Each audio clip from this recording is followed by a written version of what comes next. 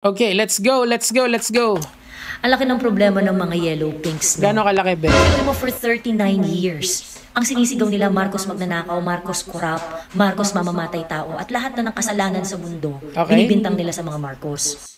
Ngayon, kahit mas liwanag pa sa sikat ng araw na si Bongbong Marcos Jr. ang may kasalanan kung bakit nagkaroon ng sistematikong korupsyon sa mga... Okay, so tandaan natin na hindi naman yellow or hindi naman pink ang nag-install kay Ferdinand Marcos Jr. sa Malacanang. It was through the efforts of the combined forces of the unit team. Naalala niyo yun? Bagong Pilipinas, bagong muka. So, why are you blaming the people who did not have a hand in voting for Ferdinand Marcos Jr.? Di ba si Sara Duterte yung running mate niya doon? So if there is someone to blame kung bakit nandyan si Marcos, hindi ba DDS yon? Kasi tumulong kayo eh. Now that you got politically outmaneuvered, it's then on the hands of the other side, yung mga pink, natulungan kayong i-uninstall si Ferdinand Marcos Jr. No. Of course not. And then anong mangyayari? Sino yung i-install mo? Si Lenny ba? Si Vico Soto ba? Sino? Di ba si Rodrigo Duterte? Si Sara Duterte? Come on. Ito kasing mga ganitong klaseng speeches nila, Joey. May motibo to. There is an agenda here lying somewhere, and I'll tell you kung ano yon by the end of this video. Let's go. Flood control projects, hindi nila ma-call out si Bongbong Marcos at maitumba ang kanyang presidency. Well, minura nga siya ni Vice Ganda eh. At saka, totoo lang, wala naman tong flood control issue na to kung hindi wala yung sona ni Pangulong Marcos na mahiya naman kayo eh, di ba? Alam mo kung bakit siguro yan naging talking points nitong 2025 SONA? Kasi I remember distinctly nung 2024, binida niya yung flood control projects. I remember, sabi niya ganun, meron tayong 5,000 flood control project, pero everyone knows, everyone feels na parang walang nangyayari sa flood control project. Now we know why, di ba? Kasi siguro, nung tinignan niya yung budget, okay, talaga namang kailangan ng flood control kasi grabe talaga bumaha dito sa ating bansa. So, he was in the understanding na may presumption of regularity yung mga tao. That's most likely the case. Kaya sinimulan itong flood control na investigasyon na to. Kasi, sa gobyerno kasi, rinig-rinig ko lang naman and I will qualify this as hearsay, may SOP talaga na 20%. Ibig sabihin, kahit gaano ka-bloated yung budget, 20% nun goes to the pockets of corrupt officials. That is just how it works since the time of Marcos senior era. Okay? So lahat ng administration merong mga ganon, 'di ba? And even nung panahon ni Duterte, according to Attorney Claire, marami ding ghost project doon. Ayan oh. Teka, asan ba 'yon? Ito, ayan oh. Duterte says ghost project rampant in DPWH. See? So meaning to say, dating-dati pa tong problema na to ni Marcos, okay? Dating-dati pa tong problema na to of corrupt officials taking their cut, okay? Ang problema lang ngayon, napasobra yung gahaman, yung pagkagahaman. Kasi if the flood controls are working, wala naman siguro magrereklamo. Iba yung rereklamo ng tao. But the thing is, napaka-fundamental nung problema. Napaka-close to home. Every one of us, rich or poor, DDS Pinklawan, apologist, are all affected by flood. Come on.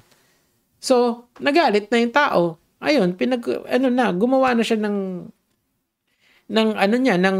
independent body niya to stamp out these corrupt people. Kasi sobra naman talaga. Tuloy. Bakit?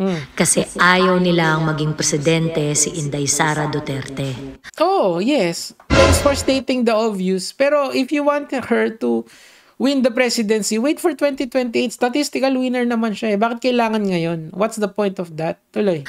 3 beses na kumain ng suka ang mga yellow pinks dito. Oh, yan. Ito na. Ito yung the best. Una, nakalimutan na nila yung 39 years na pinaglalaban nila. Nagalit sila sa mga Marcos. Pangalawa, kaya nga yung mga pink hindi nila binoto si Marcos eh.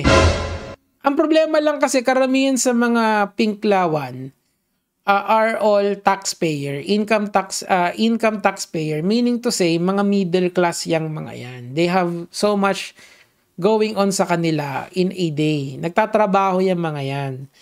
Hindi sila para makipagdebate sa iyo or sa akin on things na would affect their time doing their work.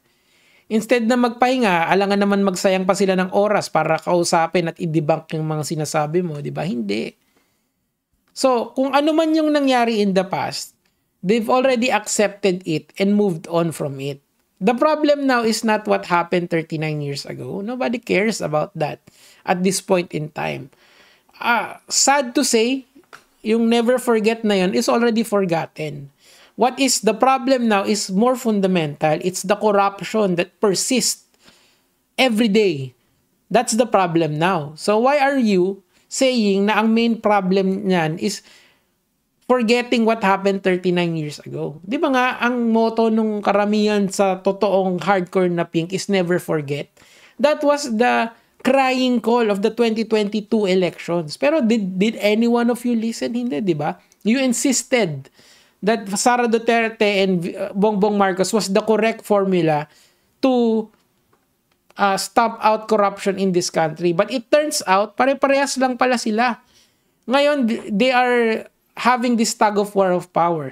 Kaya ako naniniwala ako pagdating ng mga bagong voters, everything will change. Anyway, tuloy natin. Tatablahin nila ang konstitusyon basta hindi ito pabor sa kanila. Kagaya nung una, nakalimutan na nila yung 39 years na pinaglalaban nila, nagalit sila sa mga Marcos. Pangalawa, tatablahin nila ang konstitusyon basta hindi ito pabor sa kanila. Hala, bakit naman tatablahin yung konstitusyon? Okay. Kagaya nung pagpalit ni Inday Sara kay Bongbong Marcos kung sakaling ma-oust si Bongbong Marcos. Oh! So, kailangan muna ng impeachment para ma-oust si Bongbong Marcos. Tama, di ba? Kailangan, or kung magkaroon man ng EDSA revolution, well, yun ang magiging consequence nun. Pero many people don't want a Sara Duterte administration. If you want a Sara Duterte administration, let's go sa 2028. Let's go there together.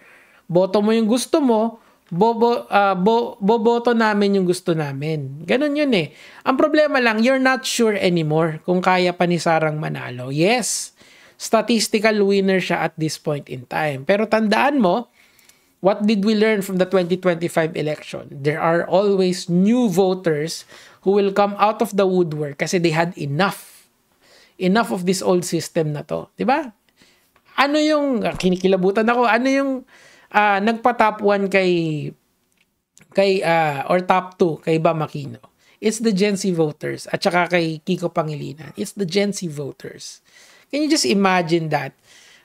Yung mga Gen Alpha ngayon will be new voters. The 15 years old, 16 years old, 17 years old. I truly believe that they are going to change what is now kung ano yung nangyayari sa atin. Itong mga Gen Alpha na to and this younger Gen Zs. Tayong mga older millennial, we're here to watch and at least to guide them to what we think is right. Pagalingan na lang siguro tayo, Joey. Anyway, tuloy natin. Wala kayong choice doon. Part yun ng resulta ng eleksyon. Oh, wala pa naman eleksyon eh. Ba't nagmamadali ka? Relax ka lang, ate. Tuloy. Yun ang role ng Vice President. Okay, kung magkakaroon, and if it's going to be a revolutionary government and we can install anyone, I think most of us would want Vico Soto. Let's have a snap election. Oh, game. At ang pinakamalalang kain-suka, yung tinatawag niyong korap, pinaka-korap na tao, ay pagkakatiwalaan ninyo na mag-imbestiga sa flood control project na... Sino? Si Mary Grace Piatos? Alam mo, ang pinagkaiba ni Bongbong Marcos at saka ni VP Sara, wala siyang notice of disallowance sa confidential funds niya. And sureball ako, yung ginamit na pera sa ICI, galing yun sa confidential funds ni Pangulong Marcos. I'm just guessing, I'm not sure. Pero, you know, if I had to bet, I'll bet yung pera na ginagamit sa pambayad dun sa mga tao sa ICI is from the President's confidential funds. Diba? So, These people, man. Let's go. Continue. Kung saan siya ang pumirma ng budget. Yes, pero again, under yun the assumption of regularity that the projects will be done correctly. Hindi naman niya siguro ginusto na ganito yung mangyayari. Tandaan mo, nung 2024 SONA, this was so impactful sa akin. He boasted 5,240 plus flood control projects. Not knowing na ginoghost pala ng mga engineers. Sinasubstandard pala ng mga engineers. Pwede yun eh.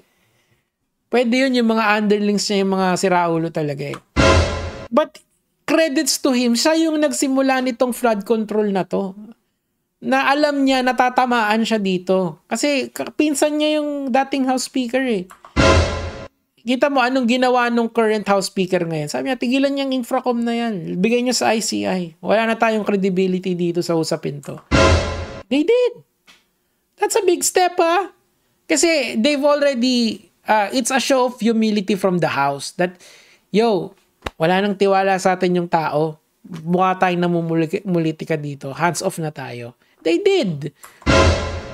Would that happen under the Romualdez leadership? We don't know. Kasi si Romualdez din gusto niya ring ayusin yung sarili niya eh. Pero it's not gonna happen under this conflict na to. Kasi I feel na the president doesn't trust him anymore. Pinsan niya yun Ganun talaga. Tuloy natin. Do I hear cognitive dissonance? Hindi. Hindi yun cognitive dissonance. Bakit naman? It's just that people really don't care kung ano yung nangyari in the past. What they care now is the fundamental problem of corruption. Kasi yun yung mas ramdam. Yun yung nararamdaman ng tao araw-araw. Yun yung nararamdaman ng tao pag uulan at hindi sila makapasok at no pay sila for today. Kasi hindi makapasok baha yung labasan or kapag pauwi na sila, galing sila sa trabaho, di sila makauwi kasi wala stuck sila doon kasi lubog yung mga daan Yun na yung problema. It's not what happened 39 years ago. Who cares about that? That was a problem 3 years ago. We've already said to you guys that never forget, but it seems like you've forgotten. So let's move forward now. What's the real issue? The real issue here is the corruption. Why would anyone trust Sara Duterte? Nagnakaw din yan ng confidential funds, di ba? 125 million. Hindi, mas malaking ninakaw nila. Still nagnakaw pa rin. Same banana pa rin yun. Same boat din yun. Hindi yun porke malaki yung ninakaw, maliit yung ninakaw. The point is, public funds is being used by people, by these corrupt government officials that should not be there to begin with. That's the point. Anyway, mga lods, I think this is long enough. Na lang natin kung sasagot si Joey sa atin. Gege, mga lods.